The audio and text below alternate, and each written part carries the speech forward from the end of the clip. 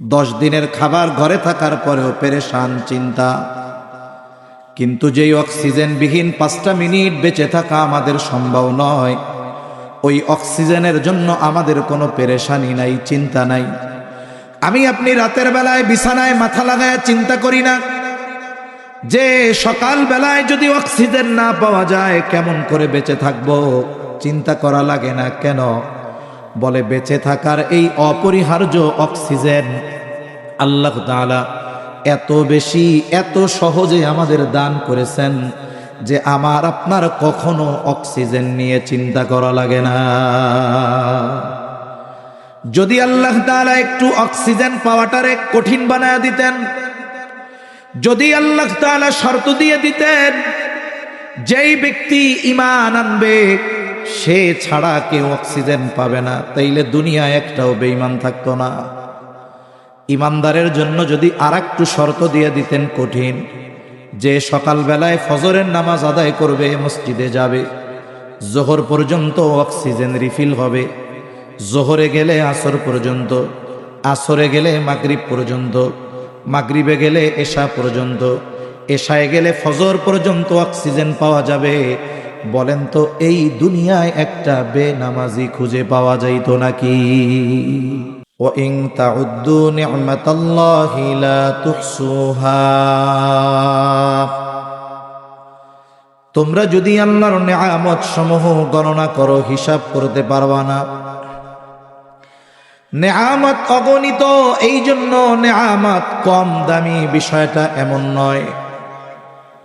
আপনাদের অঞ্চলে সবজি তরকারি উৎপাদন আলহামদুলিল্লাহ অনেক বেশি হয়। শহরের ঘটনা এমনও ঘটে যেই সময়টাতে বাজারে গাজর, টমেটো এই সবজিগুলো কম পাওয়া যায়, 1 কেজি টমেটোর দাম হয় 300 টাকা। আবার যখন টমেটো উৎপাদন বেশি হয়, চাহিদার চাইতে বেশি উৎপন্ন হয়, কেজি হয় 10 টাকা, 5 টাকা। তাহলে 300 টাকা কেন দাম? বলে এটার উৎপাদন কম, পাওয়া যায় কম, চাহিদা বেশি, এই জন্য দাম বেশি। আবার একই জিনিস একটা সময় হয়ে যায় 5 টাকা কেজি, কেন? বলে এখন বাজারে অনেক বেশি, এই জন্য দাম অনেক কম।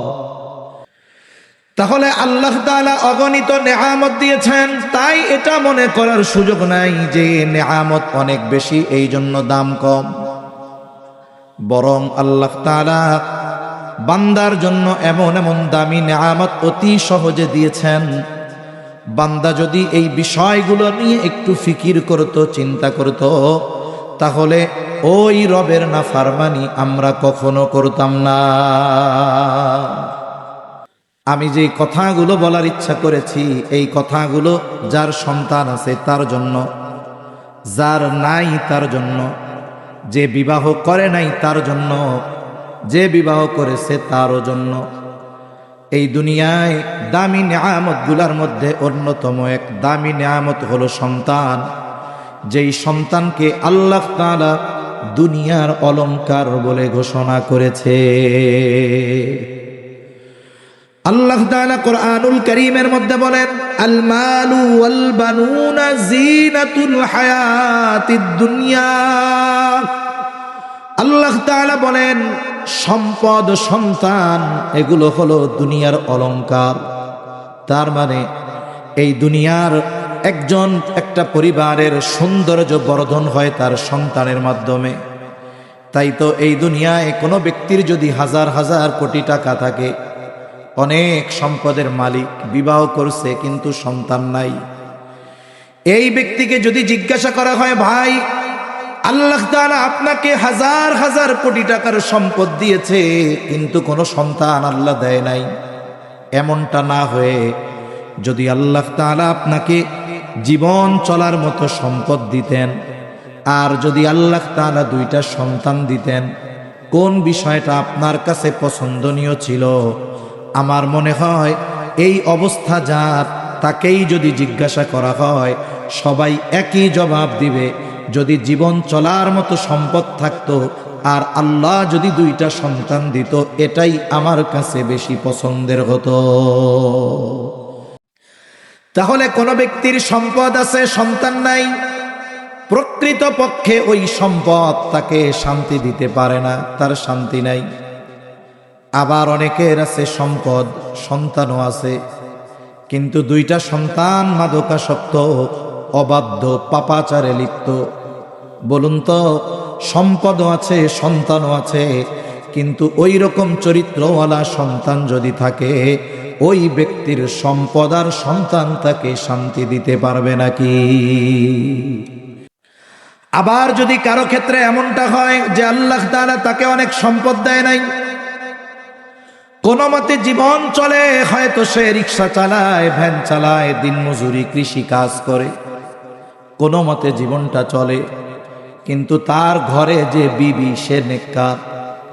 আল্লাহ তাআলা দুইটা সন্তান দিয়েছে, সন্তানগুলো নেককার অথবা সন্তানগুলো হাফেজ, আলেম, কিন্তু ওই ব্যক্তির অঢেল সম্পদ নাই, পাকা বাড়ি নাই, চলার জন্য গাড়ি নাই, কিন্তু নেককার দুইটা সন্তান আছে, একটা নেককার বিবি ঘরে আছে। দুনিয়ার সম্পদ না থাকতে পারে, কিন্তু এই নেককার সন্তান আর পরিবারের কারণে শান্তি আছে না নাই? ইয়া আইয়ুহাল্লাযীনা আমানু কু আনফুসাকুম ওয়া আহলিকুম নারা। আল্লাহ বলেন, হে ঈমানদারেরা, নিজে জাহান্নাম থেকে বাঁচো, অধীনস্থদেরকেও জাহান্নাম থেকে বাঁচাও। ঈমানদারদের উদ্দেশ্য করে আল্লাহ তাআলা দুইটা আদেশ দিলেন, নিজে জাহান্নাম থেকে বাঁচো, অধীনস্থদেরকেও জাহান্নাম থেকে বাঁচাও।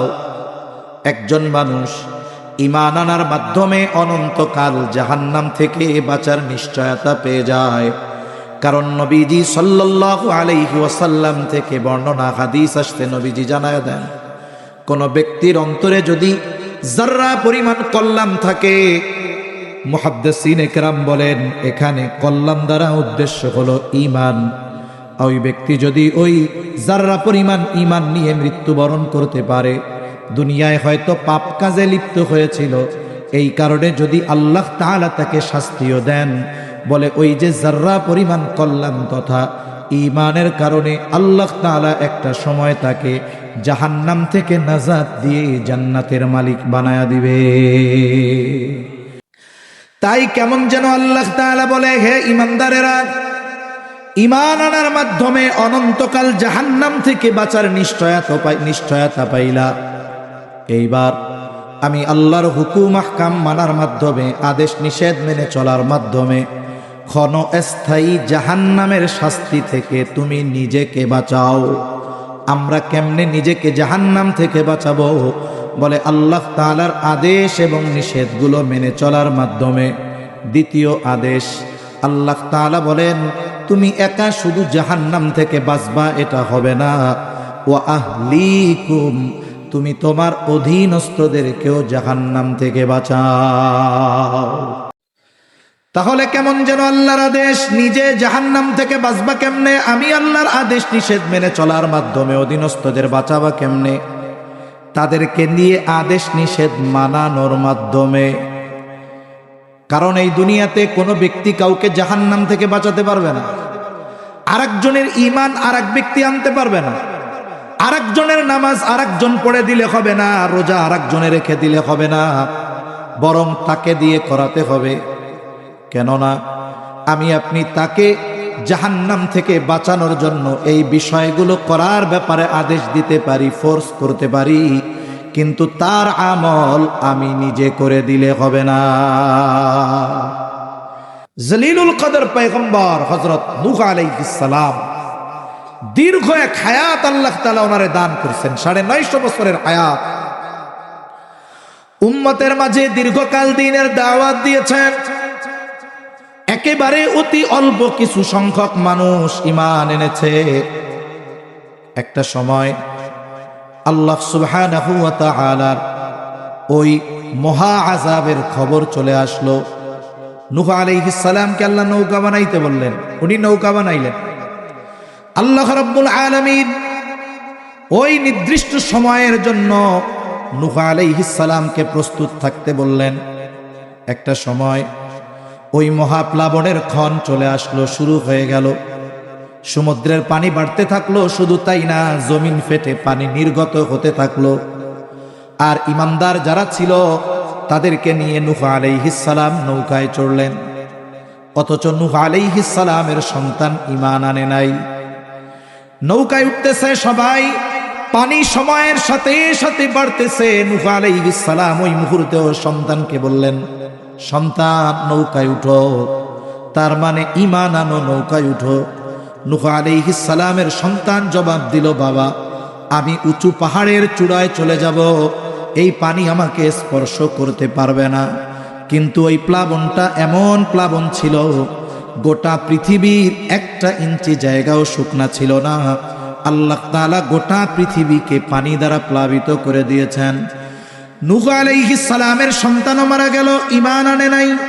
কিয়ামতের দিন আল্লাহ তাআলা নূহ আলাইহিস সালামকে জিজ্ঞাসা করবে না, ও পয়গম্বর আপনাকে এত দীর্ঘ হায়াত দেওয়া হলো, আপনার সন্তান কেন ঈমান আনলো না?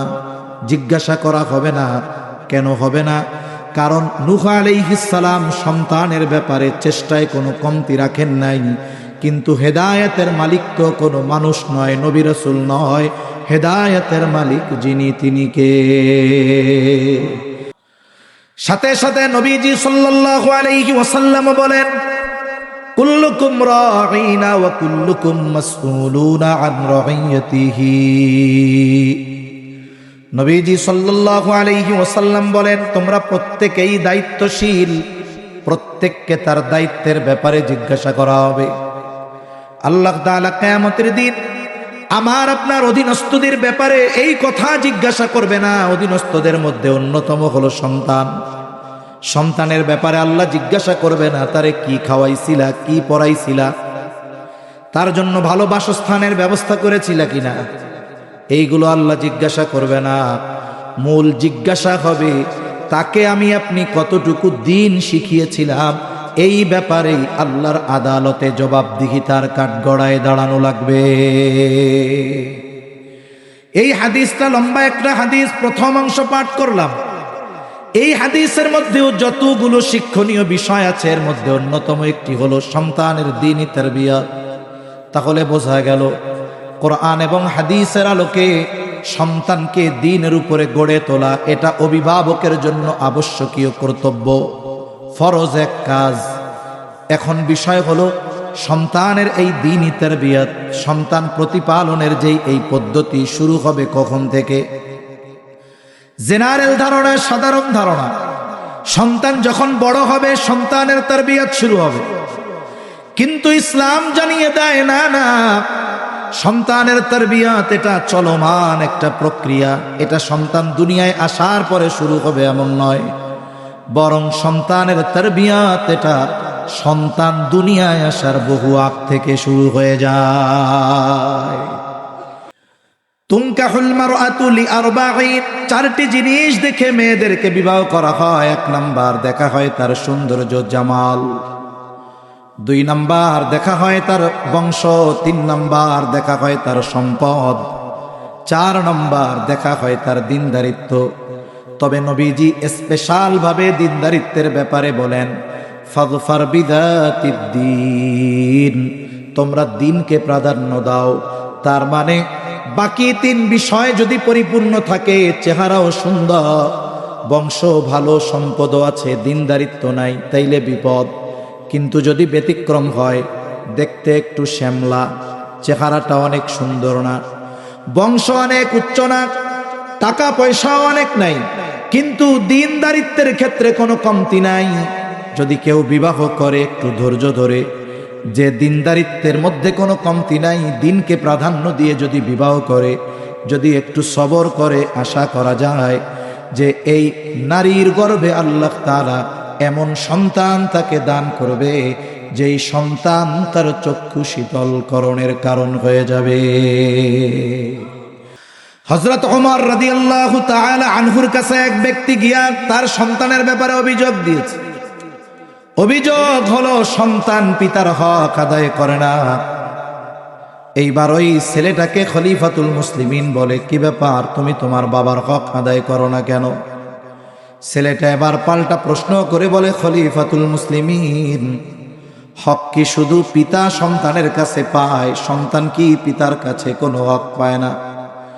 হযরত ওমর রাদিয়াল্লাহু তাআলা আনহু ওই সময় মৌলিক কয়েকটা হকের কথা বলেছেন। এর মধ্যে একটি হক হলো প্রত্যেকটা সন্তানের তার পিতার কাছে প্রথম প্রধান হক হলো একজন নেককার মা।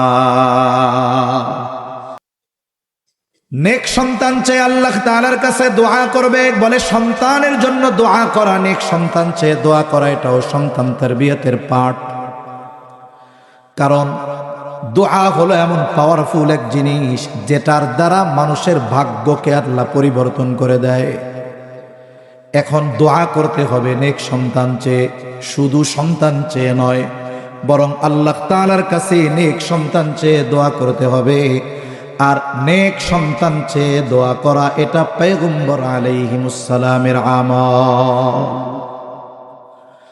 সাইয়্যিদুনা ইব্রাহিম আলাইহিস সালাতু ওয়াস সালাম আল্লাহ তাআলার কাছে নেক সন্তান চেয়ে দোয়া করেছেন। কারণ কোন ব্যক্তি যদি সন্তানের জন্য একনিষ্ঠভাবে দোয়া করে, ওই দোয়া আল্লাহ কখনো বিফলে দেন না। ওই দোয়া আগে কিবা পরে, আজ অথবা কাল, সন্তানের জীবনে পিতা মাতার দোয়ার প্রভাব থাকে। সন্তানের জীবনে মা বাবার দোয়ার প্রভাব কেমন? খলিলুল্লাহ ইব্রাহিম আলাইহিস সালাম আল্লাহ তাআলার কাছে দোয়া করছে, রব্বি হাবলি মিনাস সালিহিন, রব আমাকে একজন নেককার সন্তান দান করেন, সালেহ সন্তান দেন। মুফাসসিরিনে কেরাম বলেন, এখানে এটাও বোঝা যায় ইব্রাহিম আলাইহিস সালাম আল্লাহ তাআলার কাছে ছেলে সন্তান কামনা করেছে।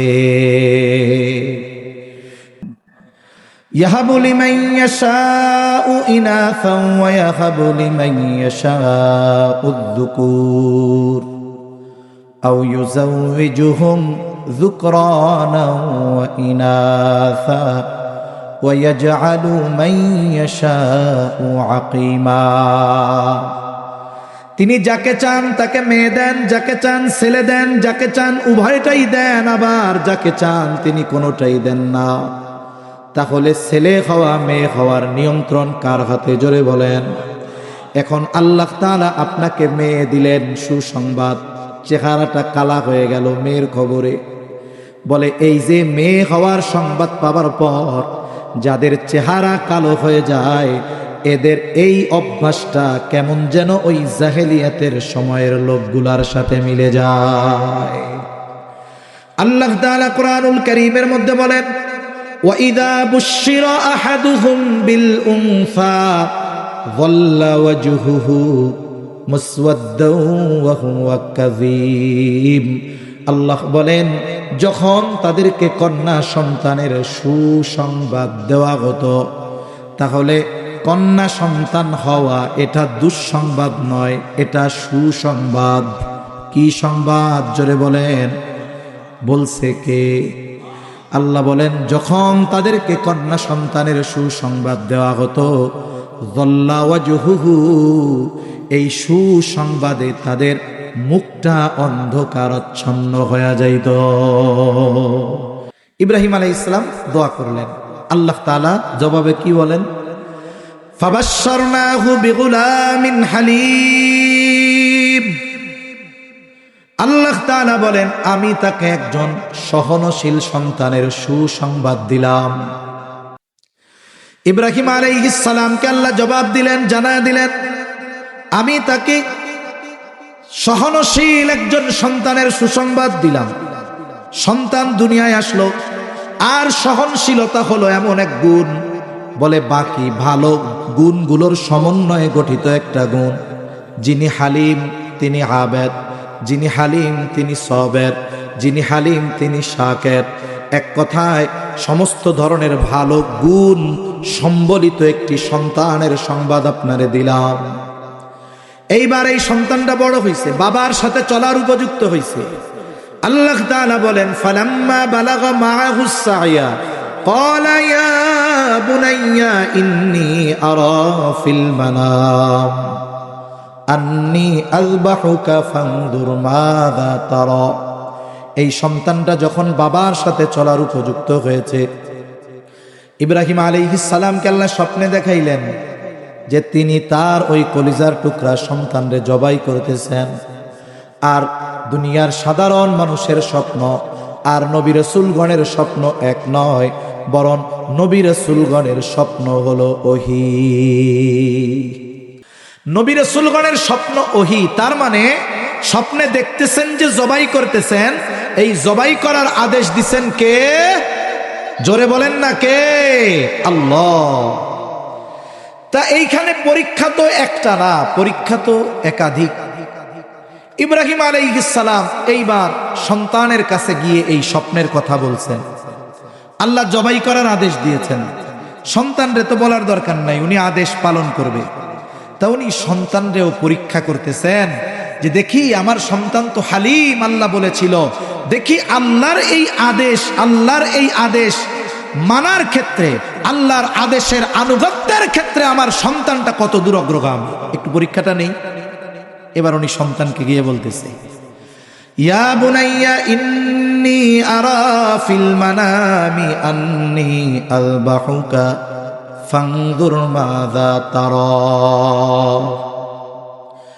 ইব্রাহিম আলাইহিস সালাম সন্তানকে গিয়ে বলে, হে আমার বৎস, ইন্নী আরা ফিল মানামি আন্নী আযবাহুকা ফানজুর মাযা তারা। আমি তো স্বপ্নে দেখেছি যে আমি তোমারে জবাই করতেছি, এই ব্যাপারে তুমি কি কও? সন্তান যদি তখন বলতো, আব্বু, তাফসীরের মধ্যে আসছে ৮৬ বছর বয়সে আল্লাহ তাআলা ইব্রাহিম আলাইহিস সালামকে সন্তান দান করেছে। উনি যদি তখন বলতেন, আব্বু, আল্লাহর কাছে এত কান্নাকাটি করেছে, বার্ধক্যকালে আল্লাহ তাআলা আমারে দিছে, আপনি আমারে জবাই করবেন কেন? আল্লাহর একটু বলেন না যে এই আদেশটা পাল্টাইয়া অন্য কোনো আদেশ দিতে। অথবা ওই সন্তান যদি বলতো, না না না, এই কাজ আপনি করবেন না, আপনাদের কি মনে হয় আল্লাহর আদেশ আসার পরেও সন্তানের এই নিষেধ বা বাধার কারণে ইব্রাহিম আলাইহিস সালাম কি আল্লাহর আদেশ মান্য করতে পিছু হটতেন নাকি?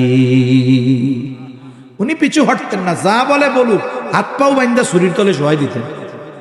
কিন্তু সন্তান তো হালিম, বলছে কে? জোরে বলেন না কে? হালিমের মতোই জবাব দিছে। সে কি কয়? সোজা সাপটা কথা, ইয়া আবাতি ফাআল মা তুমার, হে আমার পিতা, আপনি যেই ব্যাপারে আল্লাহর পক্ষ থেকে আদেশ প্রাপ্ত হয়েছেন আপনি সেটাই করেন। তার মানে আল্লাহ আপনারে জবাই দিতে বলছে, আপনি আমারে জবাই দেন। তা এরপরেও তো সন্তান, আমার আপনার নবী সন্তানের বিরহে কান্না করেছেন, চোখ বেয়ে পানি পড়ছে। বাবা আল্লাহর আদেশ মানবে, সন্তানরে শরীর তলে শোয়া দিবে, কিন্তু বাবা হিসাবে অন্তরের মধ্যে সন্তানের জন্য মায়া কষ্ট থাকবে, এটা স্বাভাবিক। এইবার পাল্টা কেমন যেন সন্তান বাবাকে সান্ত্বনা দিয়া বলে, বাবা, আল্লাহ আপনাকে যা আদেশ করেছে আপনি সেটাই করেন, সাতাজিদুনি ইনশাআল্লাহু মিনাস সাবিরিন। সন্তান যখন একটু বড় হইল তখন ১ নাম্বার তাকে ঈমান শেখাতে হবে, ২ নাম্বার সন্তানকে উত্তম আখলাক শেখাতে হবে, এটা শেখানো ফরজ। ৩ নাম্বার সন্তানকে ইলম শেখাতে হবে, ইলম আমার জন্য যেমন শেখা ফরজ, অধীনস্থদেরকেও শেখানো ফরজ। ৪ নাম্বার আমল শেখাতে হবে, এই আমল শেখানো ফরজ। কেন? ওই যে আল্লাহর নির্দেশ, নিজে বাঁচো, অধীনস্থদেরকে জাহান্নাম থেকে বাঁচাও। বলেন তো জাহান্নাম থেকে বাঁচার জন্য ঈমানের দরকার আছে না নাই? বলেন তো নবীজির আখলাক চরিত্রের দরকার আছে না নাই? জবান খুলে বলেন, জাহান্নাম থেকে বাঁচার জন্য ইলমের দরকার আছে না নাই? জাহান্নাম থেকে বাঁচার জন্য আমলের দরকার আছে না নাই? তাহলে বোঝা গেল আমি অভিভাবক, আমার উপরে আমার সন্তানকে ঈমান, আখলাক, ইলম আর আমলের তারবিয়ত দেওয়া ফরজ। যেই সন্তান আমি দুনিয়ায় না থাকার পরেও আল্লাহর কাছে আমার জন্য দোয়া করবে, এইটাই হলো দুনিয়ার বড় সম্পদ। এজন্য নবীজি কি বলেন? মানুষ মারা যাওয়ার পর তার সব সওয়াব যাওয়ার রাস্তা বন্ধ হয়ে যায়, 3টা রাস্তা খোলা থাকে। এর মধ্যে একটা হলো এই ওয়ালাদুন সালেহ, নেক সন্তান। এখানে নবীজি আলেম বলেন নাই, নেক সন্তান বলেছেন। এই সন্তান যদি থাকে, এরা আমি আপনি দুনিয়া থেকে যাবার পর আমার আপনার জন্য দোয়া করবে। বলেন তো, ওই নেক সন্তান যখন হবে বৃদ্ধকালে, ও কি আমারে আপনারে বৃদ্ধাশ্রমে ফেলাইয়া দিবে? আরে ভাই, ও যদি দিন মজুরিও দেয়, ও যদি রিক্সাও চালায়, ও যদি অন্যের জমিনেও কাজ করে খায়, ও আমাকে আপনাকে বোঝা মনে করবে না। ও যদি লবণ দিয়ে খায়, আমারেও লবণ দিয়ে খাওয়াবে। ও বোঝা মনে করে রাস্তায় ফালাইয়া দিয়ে আসবে না। আমরা এরকম এক সন্তান চাই, আগামীর এক প্রজন্ম এরকম চাই, যারা হবে নেককার, যারা হবে সালেহ, ডাক্তার হবে, ইঞ্জিনিয়ার হবে, যা হবে হবে, কিন্তু এরা নেককার হবে। এই প্রজন্ম যদি আমরা চাই, এই যে শরীয়তে ইসলাম, কোরআন হাদিস থেকে যে বিষয়গুলো আমরা জানলাম, এই বিষয়গুলোর আলোকে আমাদের সন্তানদেরকে গড়ে তুলতে হবে। আর সন্তানদেরকে দ্বীনি শিক্ষায় শিক্ষা দেওয়ার জন্য মাদ্রাসার বিকল্প এখন আমাদের দেশে আর কোনো কিছু নাই। তাই অনুরোধ আপনাদের কাছে, সন্তান ছেলে হোক আর মেয়ে হোক, এই প্রাথমিক শিক্ষাগুলো কমপক্ষে সন্তানদেরকে মাদ্রাসায় দিবেন। তাহলে ওয়ালাদুন সালেহ হবে, নেক সন্তান হবে। এরা আমার আপনার জন্য দুনিয়া আখিরাতের সম্পদে পরিণত হবে।